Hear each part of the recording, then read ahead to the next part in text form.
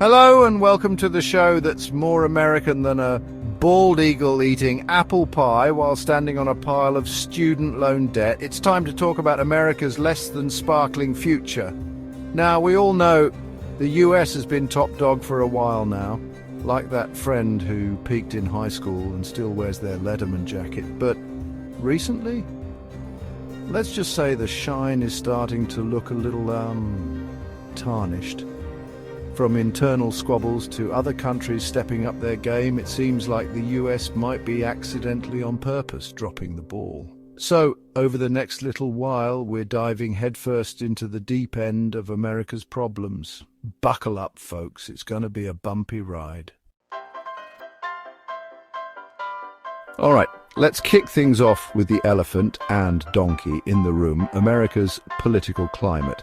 Now, political disagreements are about as American as, well, apple pie. But lately it feels less like a debate and more like a full-blown food fight. We're talking mashed potatoes in your hair, cranberry sauce on the ceiling, and nobody even remembering why they're arguing in the first place. You've got Democrats on one side, Republicans on the other, and both sides convinced they're the only ones with the recipe for a decent country. It's enough to make you want to check into a hotel and just order a room service until it all blows over. And speaking of blowing over, let's not forget the January 6th Capitol riot, shall we? I mean, storming the Capitol? That's not just flipping the table, that's setting fire to the whole restaurant because they put onions in your potato salad. The point is, folks, this level of division isn't just your typical political disagreement. It's actively preventing the country from functioning. Imagine trying to run a marathon with one leg sprinting forward and the other trying to run backward. Spoiler alert. You're not going to win any races that way. And the worst part, this gridlock has real-world consequences. It means crucial legislation stalls, important appointments get held up, and the government can't seem to agree on whether the sky is blue or slightly more turquoise. It's exhausting, it's frustrating, and frankly, it's getting a little old. All right, let's talk about everyone's favorite topic, money, or more specifically, the lack of it. See, America's always been sold as the land of opportunity. A place where anyone can pull themselves up by their bootstraps and achieve the American dream. But here's the thing, those bootstraps are starting to look a lot like they were made by Gucci, and they cost more than most people make in a year. The gap between the haves and the have-nots is wider than ever, and it's not just a matter of who can afford the fancy coffee. We're talking about families struggling to put food on the table, afford basic health care, or even find a place to live that doesn't involve roommates who also happen to be raccoons. Meanwhile, the ultra-wealthy are off buying islands and spaceships, probably using $100 bills as napkins. And let's not even get started on the cost of higher education. These days, a college degree costs more than a small country, leaving graduates saddled with more debt than a banana republic after a dictator's shopping spree. Okay, time to address the elephant in the room that's not related to American politics. We're talking, of course, about China. Now, China's been on the rise for a while now, like a phoenix made of factories and high-speed rail lines, and while their economic growth has been impressive, to say the least, it's also got some people in the West feeling a little on edge. Think of it like this. You've been the biggest, strongest kid on the playground for years, but suddenly there's a new kid who's been hitting the weight room and studying your every move. They're not looking for a fight necessarily, but they're not afraid of one either. China's investing heavily in technology, infrastructure, and military might, and they're not exactly being subtle about it. They're building islands in the South China Sea, launching ambitious space programs, and generally making it clear that they're not content to play second fiddle anymore. And here's the kicker. A lot of countries are starting to choose China over the US. They're trading more with China, investing more in China, and generally finding China to be a more reliable partner. This isn't to say that China's about to take over the world or that the US is doomed to obscurity. Let's be honest, America has a bit of a habit of getting involved in other countries' business.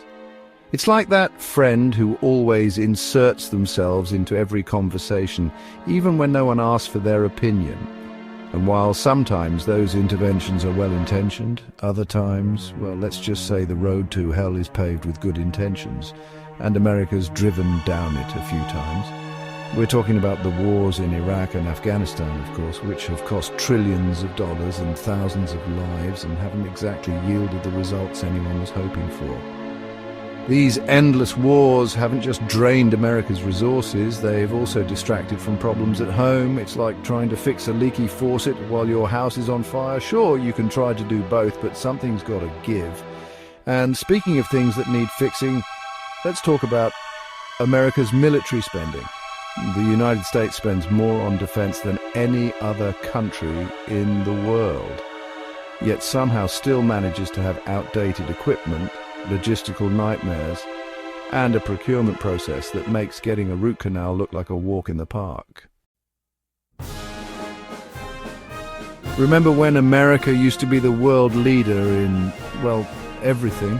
We're talking about the country that put a man on the moon, invented the internet, and gave the world sliced bread, which, let's be honest, is pretty great.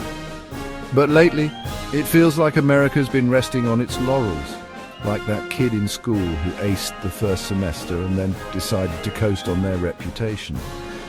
Meanwhile, other countries have been studying hard, putting in the work and generally showing America up in the classroom. We're talking about falling behind in STEM fields, with fewer students pursuing careers in science, technology, engineering and math.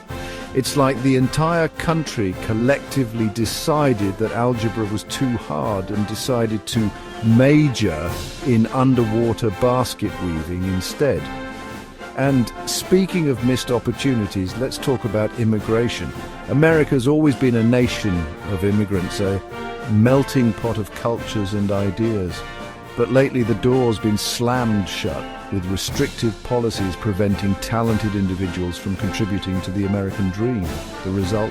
Other countries are catching up, and in some cases surpassing the United States in areas like AI, green technology, and even space exploration. Remember when you could trust, things like the government, the media, science? Yeah, me neither. These days it feels like everyone's got a conspiracy theory, and they're not afraid to share it, no matter how outlandish or easily debunked it might be. We're talking about flat earthers, anti-vaxxers, and people who think the government is controlling our minds through the fluoride in our toothpaste. But here's the thing, this erosion of trust isn't just harmless fun, it's actively harming American society. When people don't trust institutions, they're less likely to participate in democracy, follow public health guidelines, or believe in facts. It's like trying to build a house on a foundation of sand. It might look okay for a while, but eventually it's all going to come crashing down. And the worst part? This crisis of faith is being exploited by those in power, who benefit from sowing division and distrust. They're like arsonists who set fire to a building and then hand out marshmallows to the crowd, all while blaming someone else for the blaze. So, what's the solution? It involves rebuilding trust in institutions, promoting media literacy, and generally encouraging critical thinking skills. Look, it's easy to get bogged down in all the doom and gloom. After all, we just spent the last however long talking about all the ways America's seemingly going down the toilet. But here's the thing. America's still got a lot going for it. It's still a global leader in areas like AI, biotech, finance, and let's be real, entertainment. Plus, their democratic system, while messy and often infuriating, at least allows for the possibility of course correction and reinvention. Unlike some countries we could mention, where change happens at the whim of a dictator or a single-party system that could make a bowl of oatmeal look exciting, the future of the United States depends on how it chooses to address these challenges. Will it rise to the occasion, or will it continue to fiddle while Rome, or at least Iowa, burns? Only time will tell, but hey, at least we'll always have those overpriced hammers. Thanks for watching. Don't forget to like, share, and subscribe for more insightful content.